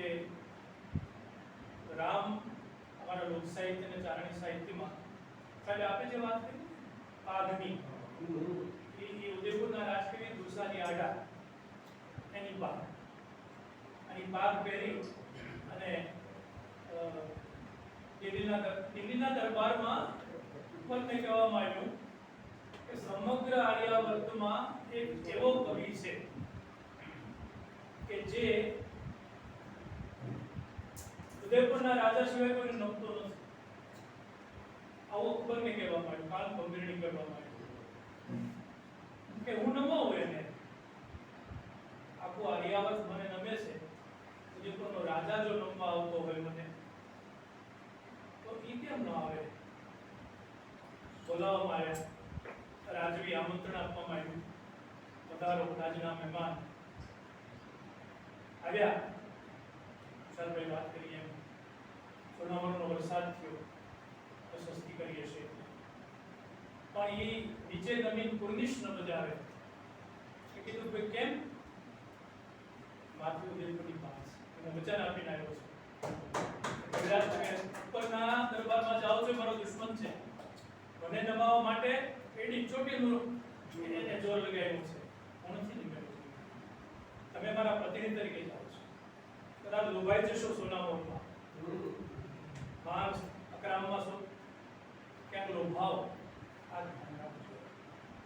અને એને નમવા નથી દીધું ત્યાં સુધી કે અમારો ચારણી ઇતિહાસ તો એમ કહે છે કે જ્યારે યુદ્ધ થયું ઉદયપુરના રાજા વચ્ચે અને ઉદયપુર વચ્ચે અને અકબર વચ્ચે, અકબર તો નહોતા આવ્યા, ના સેનાપતિને મોકલ્યો હતો, પણ યુદ્ધના પહેલા મોખરામાં આ દુસાજી આડા હતા, જે ઉદયપુરની બાગ માથે હતી, અને જ્યારે અંતિમ સમય આવ્યો અને મરવાનો સમય આવ્યો અને એને શું કહે હું પડી જઈશ નીચે, એ વખતે એને એની પાગ હતી એ એને એના બીજા સેનાપતિના ખોળામાં નાખી દીધી કે આ પાગ હું તો હવે મરું છું પણ આ પાગ નીચે નો થયો.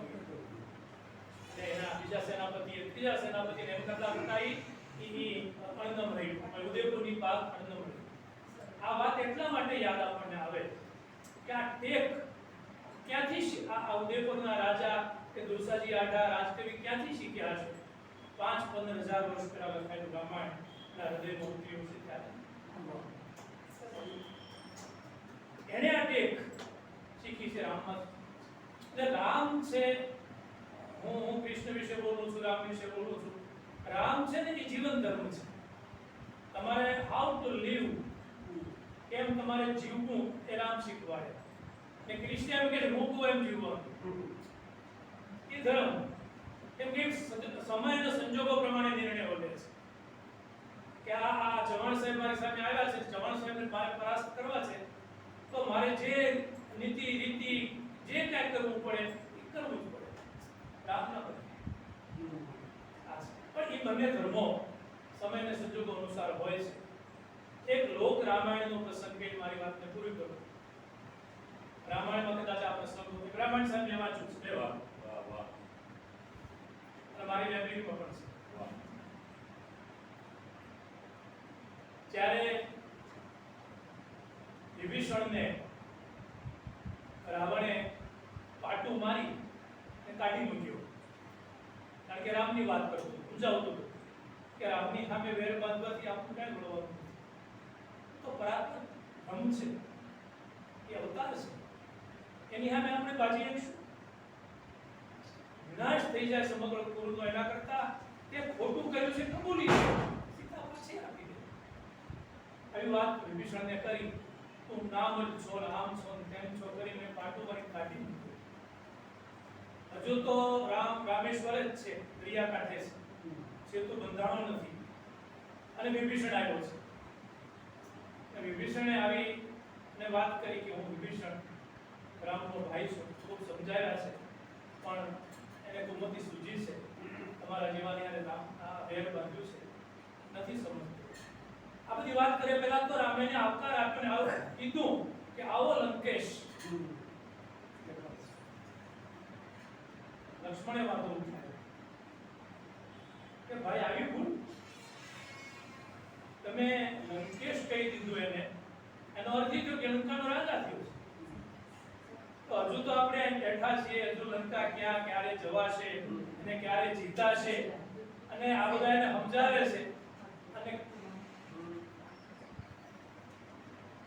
આખી દુનિયા એમને સમજાવે છે, અને ક્યાંક રાવણ માની જાય, સીતા પાછી આપી દે, તો આ વિભીષણને એની ગાદીમાંથી બેહવા દેશે? આ તમે કેવી રીતે લંકેશ કહી દીધું, લંકાના રાજા તરીકેનો, અને આ સંબોધન કેવી રીતે આપી દીધું? ત્યારે જોજો રામનો વિચાર, શાહ સાહેબ કહે છે આ રામનો વિચાર છે, એની જે દ્રષ્ટિ છે ને વિઝન છે, દીર્ઘદર્શી છે, આર્થદૃષ્ટિ છે, કે કદાચ એવું બનવાનું તો નથી જ, રાવણ શરણાગત થાય એવી શક્યતા જ નથી, અને કદાચ થાય તો આવજો રાવણને શરણાગત થવા માટે, એની લંકા નહીં આપે તું મારો અયોધ્યા આપી દઈશ. પણ હું જ્યારે બોલ્યો છું એ રાજા થાશે ને રાજા રહેશે. આ જે આદર્શ છે ને એ આપણે આ ગ્રંથોમાં, આ ચરિત્રોમાં, એટલે તુષારભાઈએ આપણી વિનંતીને, આપણા કરતાંય વિજયબાની વિનંતીને માન્ય રાખી એમના અભ્યાસના સમયમાંથી આપણી વચ્ચે આવ્યા, અને વચમાં ફોન પર વાત કરી ત્યારે મેં એમને મર્યાદા આપી હતી કે હિંમતનગરનો બહુ મોટો આવક વર્ગ તમારી આગળ અમે બેસાડી દઈશું અને તમે આવો. પણ આ ટૂંકા ગાળામાં નાનકડો કાર્યક્રમ થઈ ગયો, અને મારી ઈચ્છા એવી હતી કે અહીં જે ઇન્ડિયન મેડિકલ એસોસિએશન છે એમાં મારા સંસ્થામાં હોદ્દેદાર છે, એને કે 250 ડોક્ટરોનું ફેમિલી અને એક સરસ હોલમાં આવો સરસ કાર્યક્રમ, પણ ભવિષ્યમાં જો સમય આપણે કરીશું ક્યારેક પણ કરશું આપણે, પણ બહુ સરસ આ ટૂંકા સમયમાં મૂળ વાત, બીજ વાત છે, રામાયણનું જે બીજ છે, એ બીજની વાત સાથે આપણે રજૂ કરી, એમાંથી આપણે પ્રેરણા લઈએ, આપણી નવી પેઢી રામાયણથી વિમુખ થવા માંડી છે. એક માણસ યાત્રાએ જતો હતો, ઘરમાં રામાયણ, તો એની જે થોડી ઘણી બચત હતી બધી આરે લઈ જાઓ એના કરતા થોડી ઘરમાં મૂકતો જાઓ. રામાયણના પાનાની અંદર પપ્પાએ રૂપિયા હશે મૂકી દીધા. મારા જેવા ડોક્ટરને પૂછ્યું કે આ આવડું મોટું ઘર છે, કપાટ છે, તિજોરી છે, ફલાણો છે, પટારો છે, એમાં 500 રૂપિયાનો મૂકે રામાયણમાં શું કામ મૂક્યા? એને સરસ વાત કરી, આ રામાયણનું બીજ. મેં કીધું કે ચોર છે ને એ કોઈ રામાયણ નહીં ખોલે, એટલે મારા 500 રૂપિયા સલામત રહેશે, અને જે રામાયણ વાંચતો હશે એમાંથી 500 હશે તો લેશે નહીં. આ રામાયણનો સંદેશ. એટલે આવા સંદેશ, આવા પ્રવચનોમાંથી, આવા વિદ્વાનો પછી આપણને મળે, એમાંથી આપણે પ્રેરણા લઈએ. પુનઃ ધન્યવાદ આપું તુષારભાઈને, આપણી વચ્ચે આવ્યા, અમૂલ્ય સમય આપણને આપ્યો અને મને બોલવાની તક આપી, અને તમારા બધા ભાવ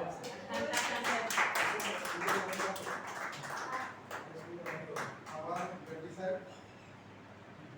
આપનું પણ એક વિશેષ દર્શન હોય છે, કોઈ પણ પૃથ્વીને જોવાનું, ખોલવાનું અને મૂલવવાનું. અને આપણું સાદી સાહિત્ય સાથે, અને મોરારી બાપુ જ્યારે હિંમતનગરમાં વિદ્યાનગરીમાં આવ્યા ત્યારે આપણા પ્રવચનથી પણ પ્રભાવિત થયેલા રામાયણી પર શકાય. અહીંયા તો બધા અભિભૂત છે જ. આપનો આભાર.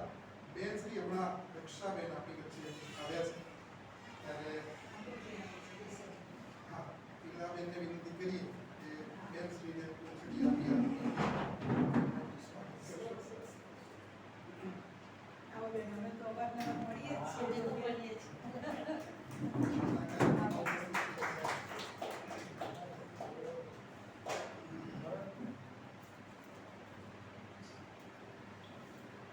હવે રઘુભાઈ સોની સાહેબને વિનંતી કરીએ કે એમનો પ્રતિભાવ અને સ્પંદનો આપણી સામે મૂકશે. માનનીય રઘુભાઈ.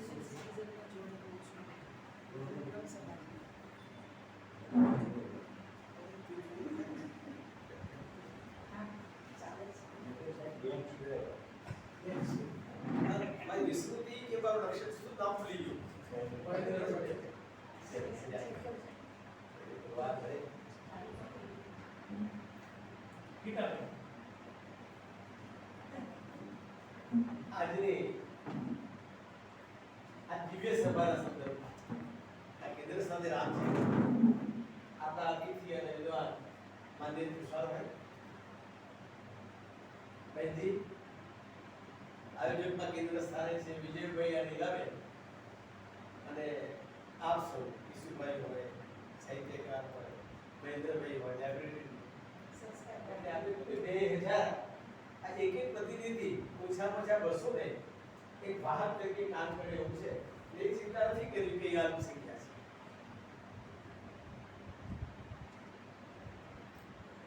વાત મહાગ્રંથની હોય ને ત્યારે આ શબ્દોની બાબતો છે કોઈ નાયક એટલે કોઈ પણ બાબતે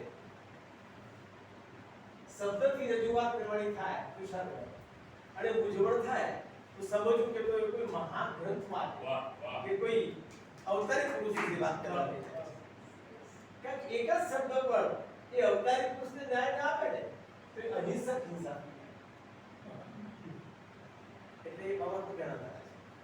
એટલે કે છે ને કે ઈશ્વરે યુગ 4 સતયુગ, ત્રેતાયુગ, દ્વાપરયુગ, કલિયુગ અને કલિયુગમાં ઉભા આપણે સતયુગ પછી રામાવતારની વાત કરતા હોઈએ ત્યારે કલિયુગમાં એ વ્યક્તિ ભાગ્યશાળી છે કે કાં તો શ્રોતા તરીકે ઉપસ્થિત છે કાં તો વક્તા.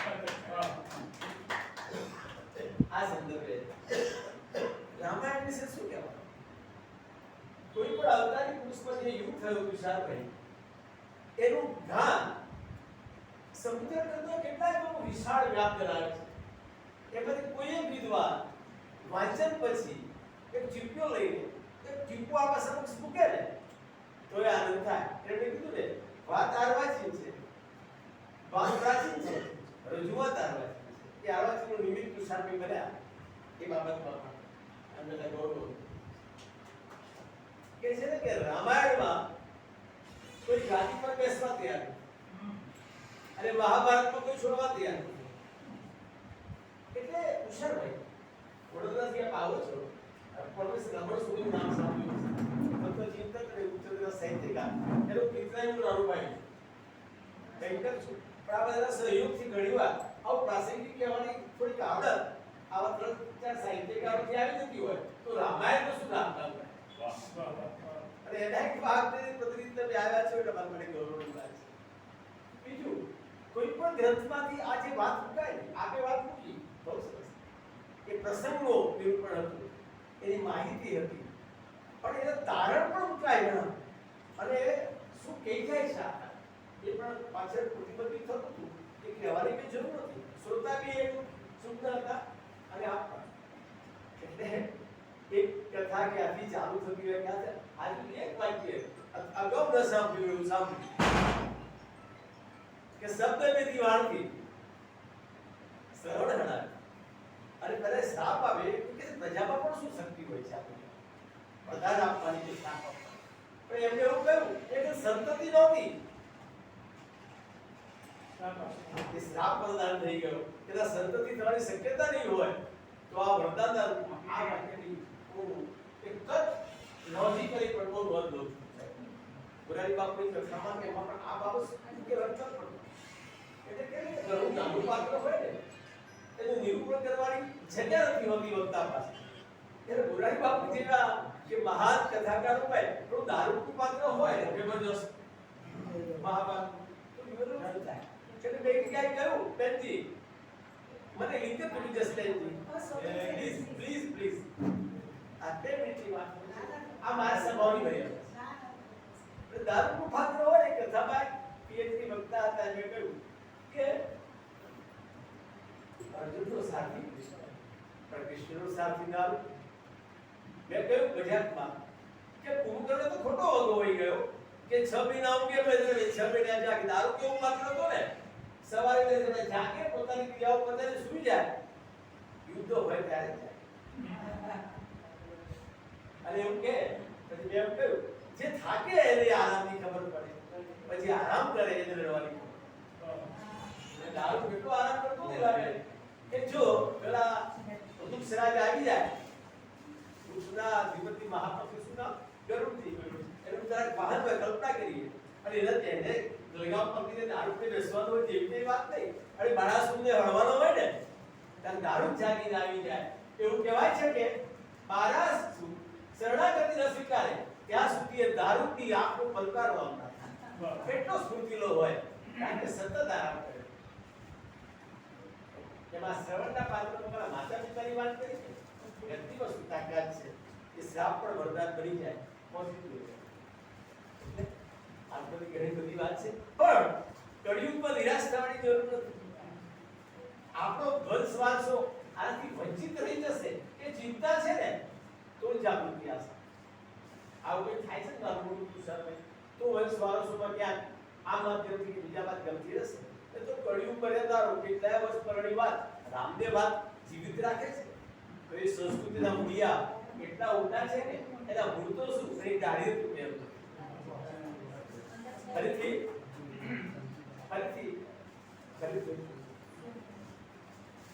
આ નાના પ્રસંગમાં બરોડાથી ગુજરાતથી આવ્યા અને સાહેબ આ લોકો ઘણી વાર છે ને એના ભાગો પણ જોયું આપણા માટે પ્રતિકૂળ આપી કરે એટલે એમનો સંતુલ આપણા માટે પ્રતિકૂળ આપી કરી દે તુષારભાઈ. પછી તારા બેંકરને કે ભાઈ રવા દે આઈસ્ક્રીમ ના ઠંડકની ઘરમાં વધુ કી રાખો ઓબળી જશે લઈ લો બધા ફટફટ. અરે રામ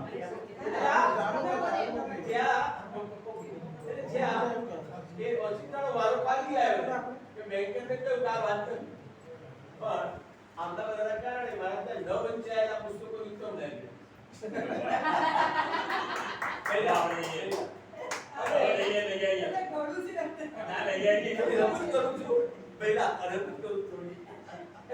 મને સારો વાચક આજે તમારો પણ સમાવેશ થાય છે.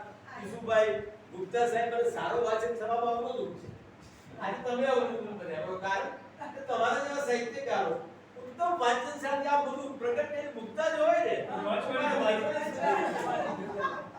પહેલા એટલે ખાસ કરીને બિરદાવું છું ભાઈ વિજયભાઈ પીલાબેન અને આ યજમાન સ્થાને દાડા પ્રસંગે પણ આ જે ઉજવો ને એની પાછળ પડદા પાછળ જે આયોજન હોય છે એ કઠિન હોય છે અને સેવક શબ્દ એ ઓછું પડે. અંદર જોડ્યું સાથે ઘસાતો કેટલો પડે છે.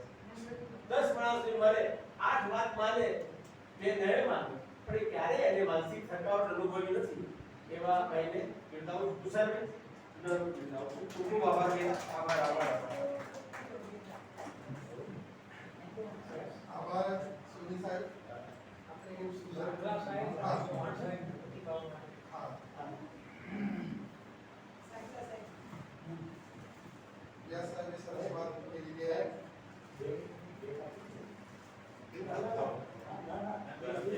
બોલો ને, તમે શરૂ કરો. તમે શરૂ કરો. તમારું શરૂ કરો. ચાલુ કરો.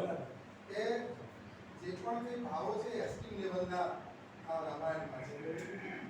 શબરીયાનું સૌથી મોટું ઉદાહરણ દેખાય કે એના ગુરુ જ્યારે કૃપા સરોવર કિનારેથી જાય છે કહે છે કે રામ તારી ઝૂંપડી આવશે ત્યારે કઈ ઋતુ હશે, તારી ઉંમર શું હશે, રામ કેવા હશે, કાંઈ નથી. માત્ર એક છે કે રામ આવશે આવશે આવશે આવશે.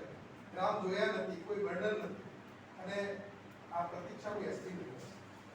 એટલે રામ વનવાસ મળ્યો. આની પાછળ જ્યારે પ્રાથમિક સ્કૂલમાં ભણતા ત્યારે અમને મંત્ર અને કઈ દોષી દેખાતા કામના લીધે થયું. પણ ખરેખર એની પાછળ કેટલી ભૂમિકાઓ એમને ત્યાં લઈ ગઈ છે એ જેમ જેમ એટલે મેં કહ્યું કે ઉત્તમ ગ્રંથો અને ઉત્તમ ચરિત્રો છે ને એ ચરિત ચરવાણા જેવા છે. જેમ જેમ નવા નવા અર્થઘટનો તો હનુમાનની ભક્તિ લઈ ગઈ, શબરીની ભક્તિ લઈ ગઈ, વિભીષણના રાજ્યાભિષેક માટે નિમિત્ત બન્યા, શ્રવણના માતા પિતાનો શાપ, આ બધા જ કારણો ભેગા થઈ અને વનવાસ માટે ક્યાંક હશે અથવા તો છેવટે તો જન કલ્યાણ અને આસુરી શક્તિઓનો નાશ કરવો છે એના માટેની એક આખી આ જીવન યાત્રા એ આ રામનું આખું વ્યક્તિત્વ છે. તો મેં સંતના સાહેબને વિનંતી કરી કે આપની દ્રષ્ટિ અને આપની અભિવ્યક્તિ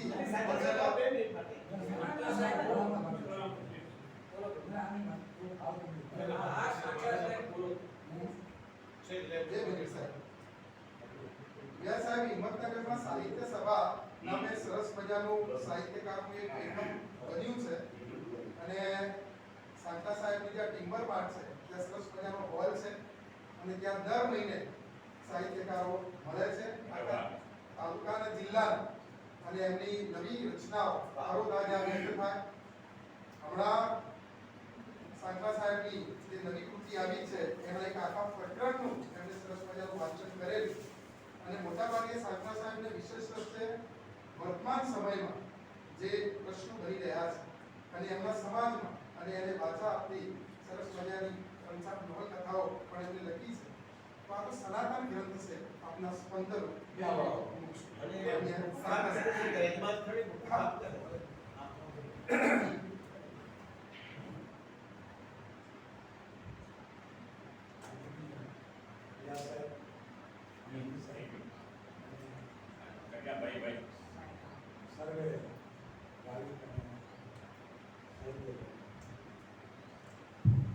મને હજી ભાવતું નથી પણ મને નક્કી કર્યું છે 12 2025માં બરાબર બોલતો રહ્યો હકીકત બોલતો મને નક્કી કર્યું આપણે વિચારો વ્યક્ત કરવાનું એક જ આ માધ્યમ સારામાં સારું છે.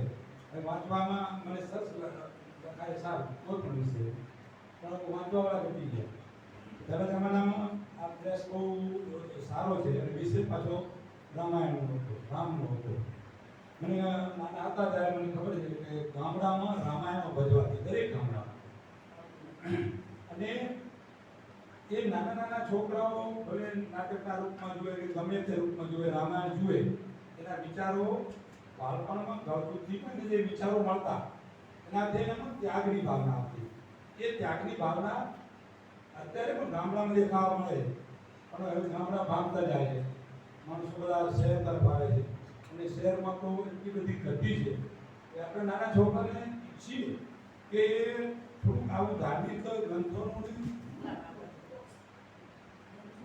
અભ્યાસ કરે પણ એ નથી કરી શકે એનો અભ્યાસ એનો જે કોર્સ છે સ્કૂલનો ભણવાનો એટલો બધો ભારે છે કે આપણે કલ્પના કરીએ કે નાના નાના મગજમાં આ કેટલો ઓવરલોડ થાય છે આમ તો અપચો થાય છે એમાં આપણે બીજું શું કર્યું કે ઘરમાં બધા ગુજરાતી બોલવાવાળા અમારા ગુજરાતી શુદ્ધ ના આવડતું હોય એવા બોલવાવાળા અને આપણે અભ્યાસક્રમ પકડાવી દો ઇંગ્લિશમાં અને એમાં સીબીએસસી એટલા બધા ભારે કોર્સ છે કે જો છોકરાને બીજી મને ઈચ્છા થાય મારા છોકરાને આ શીખડાવું તે શીખડાવું માનો હતો ત્યારે મને સંગીતનો શોખ હતો નહોતો શીખી શક્યો સાહિત્યનો શોખ હતો અમે શરૂઆતમાં 1977માં ગભી સાહેબ મેં છાપરામાં આવ્યા ત્યારે રમેશભાઈને અમે બેસતા અમને નહોતા કામ ઓછું હતું પણ 85 પછી અમે કામે લાગ્યા વાસ્તવિક ને મેં જોયું કે દુનિયામાં જો પૈસા નથી ને આ રિયલ વાત કહું છું મારા હૃદયની વાત કહું છું પૈસા નથી ને તો કાંઈ નથી ભલે બધા સાધુ સંતો કહે કે પૈસો એ હાથનો મેળ છે નહીં જો પૈસો જો તમારી પાસે નહીં હોય તો તમારું ઘરમાં માન નહીં હોય તમારું સમાજમાં માન નહીં હોય તમારું ગામમાં માન નહીં હોય ને ક્યાંય માન નહીં હોય તમારા પરિવારમાં માન નહીં હોય એટલે મેં વિચાર કર્યો કે બે ઘોડે નહીં ખેલાય હું નાનપણમાં 8મા 9મા ધોરણમાં હતો ને સરસ લખતો એ સમયમાં મારા કચ્છની અંદર મારા લેખો હતા અને એ બધું મેં મૂકી દીધું એક બાજુ પરિવાર મોટો હતો પરિવારમાં હું ઘરે બીજા નંબરનો ભાઈ હતો છતાં કંઈક થોડું ઘણું વાંચતા વાંચતા હું શીખ્યો હતો મારા દાદાએ મને જવાબદારી સોંપી એટલે મારે મારા પરિવારને સાથે લઈને ચાલવું આજે મારો 4 ભાઈનો પરિવાર છે સંયુક્ત રીતે ચાલે છે અને હું હવે નિવૃત્ત થઈ ગયો છું અને ખૂબ પ્રેમથી ચાલે છે અને મારા તો 50 તો ભાગીદારો છે એ તમને કીધું અને ભાગીદારો ને મેં દરેકને આવતું નથી પણ એક મેં લખતું ભાગીદારી છે જો ભાવ હોય જો ભક્ત રામનો તો જ ભાગીદારી બાંધી છે એટલે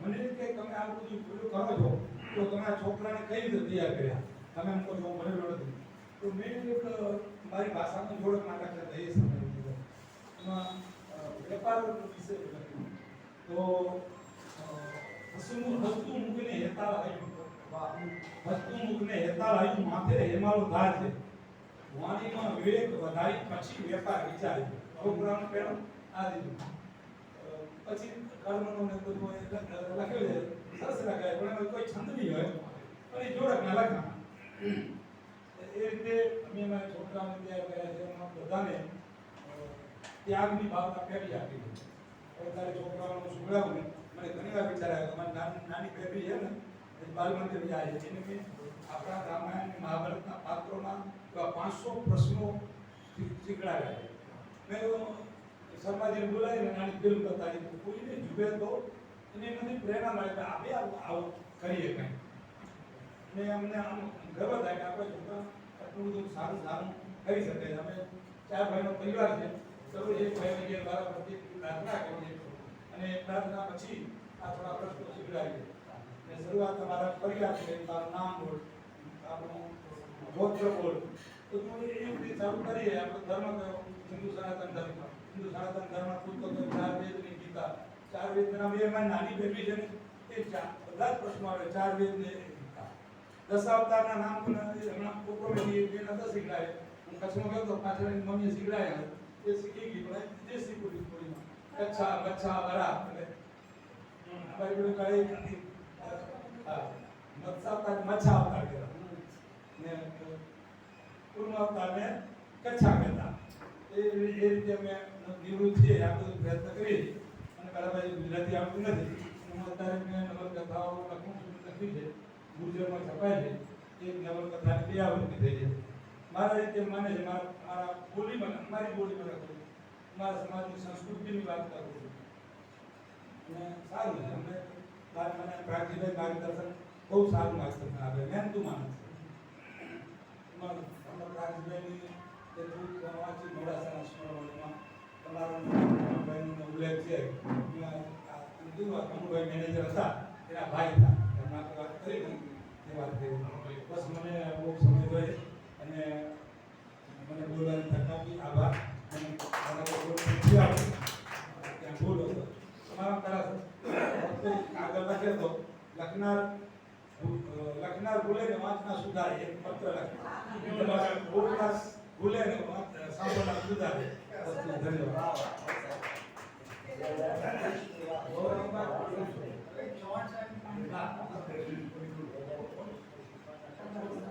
ઓકે, હવે સમગ્ર કાર્યક્રમ અને લેખકની આભાર વિધિ સંસ્કાર ભારતી સાબરકાંઠાના ઉપાધ્યક્ષ ફિલ્મ ડાયરેક્ટર નિરંજન શર્માજીને વિનંતી કરીએ કે સૌનો લાગણીભીનો આભાર વ્યક્ત કરશે.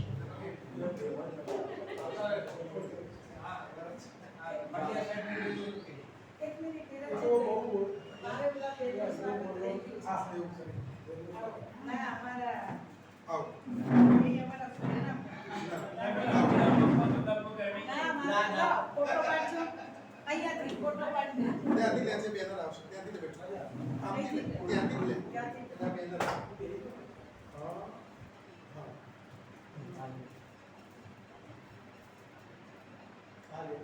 કાર્યક્રમ નિમિત્તે સંસ્કાર ભારતીયની મહાસિદ્ધિ લાઇબ્રેરી સંયુક્ત ઉપક્રમે નાનકડો બહુ સુંદર કાર્યક્રમ આયોજન કર્યો. આપ સૌનો ખૂબ ખૂબ આભાર. રામાયણની વાત હતી એટલે એમાં તો બાળપણથી રામાયણ સિરિયલ જોયેલી અને હું તો ફિલ્મ ક્ષેત્રનો માણસ છું, કલાકાર, director, film maker. Ramayan serial જોઈને મને આ ક્ષેત્રમાં આવવાનું વધારે, કારણ કે હું એ વખતે નવમામાં ભણતો હતો. અમારા સમાજ વિદ્યાના મેડમના ટ્યુશન ટીવી સિરિયલ આવવાનો સમય થાય એટલે ટ્યુશન છોડી દીધું. થોડી વાર અમે જોઈને ઘરે આવતા. પછી આ લાઈનમાં આવ્યા પછી ઘણા લોકો કીધું તમે શું કામ કરીએ, રામાયણમાં મેં રોલ એટલે આપણે પોતાની પેલી વખતે ઉમળતા હોય એ બતાવી કે શેનો રોલ કર્યો વાનર સેનામાં પાછો મોઢું પહેરાવી દીધું એટલું ઓળખાતો બધાએ બહુ પ્રોત્સાહન આપ્યું એટલે એના કારણે હું આ ક્ષેત્રમાં છું. ઉપર સાહિત્ય સાથે સંકળાયેલો છું. લગભગ 10 ગુજરાતી ફિલ્મો મેં લખી છે એઝ અ રાઇટર અને ડાયરેક્ટર.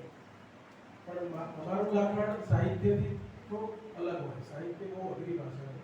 બહુ કોશિશ કરી સાહિત્ય સાથે જોડાવાની, પણ એમાં વાંચનની બહુ જરૂર પડતી. એટલે વાંચન આપણે કરી નથી શક્યા, પણ સંવાદ લખવા, કોઈનો ભાવ પ્રગટ કરવો પેપર ઉપર, એ હું કરી શકું છું. કોઈ વાતને રજૂ કરવી હોય, નાટ્ય સ્વરૂપે હોય, ઘણું બધું લખાણ લખ્યું છે. 4000 જેવી એન્ટ્રીઓ પણ પરીક્ષામાં લખી છે. શરૂઆતમાં પણ હું લખું, મારા લેખ બધા આપતા હતા, પણ લખવાના સમયમાં બહુ આપવું પડે એટલે એ નથી કરી શકું. એટલે આ સાહિત્યનું જે ક્ષેત્ર મારાથી અળગું છે. બાકી સિંગિંગ હું પોતે કરું છું, હું પોતે ડાયરેક્ટર છું, દરેક ક્ષેત્રમાં આપણે ભણાયેલા. શિવલાલ સુની સાહેબની વાત કરી, એમની આખી ફિલ્મ છે અને જિલ્લાના ઘણા બધા સારા સારા મહાનુભાવો આ કાર્યક્રમના સંદર્ભે બધા ભેગા થાય એ બધા આપણો ખૂબ આભાર. અને અરવિંદભાઈ સાહેબે સંચાલન સંભાળ્યું એ લોકો ખૂબ આભાર. અને વિજયભાઈ હોલમાં ઉપસ્થિત થયા સંખ્યામાં પણ કલાપ્રેમી માણસો ઉપસ્થિત રહ્યા એ બદલ ખૂબ આભાર.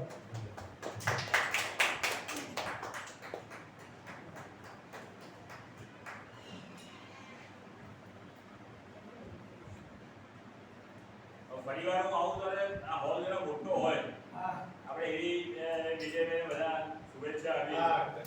આ એવી હોલ મોટો 200-500 લોકોને બેસાડે એવું ઓડિટોરિયમ આ જગ્યાએ પાસ. ચાલો, ધન્યવાદ. જરા પણ બુढ़ा के कोई પણ બોલ ના હોય ને એના જેવું નથી. તમે સાહેબ તમારા માટે રિક્વેસ્ટ કોઈ પણ પ્રકારનો મોહ ના હોય. હાર કે સૂત્ર યાદ કે કોઈ આપણે સારું બોલે અને એકદમ કામ કરવું પડે. અને પાછું ફોલો કેવું આ હિંમતનગરનો નસીબ છે સાહેબ. મારા વડોદરામાં આવો કોઈ એક વ્યક્તિ નથી. એ હિંમતનગરનું મારું ઘરેલું છે ને ગૌરવ છે.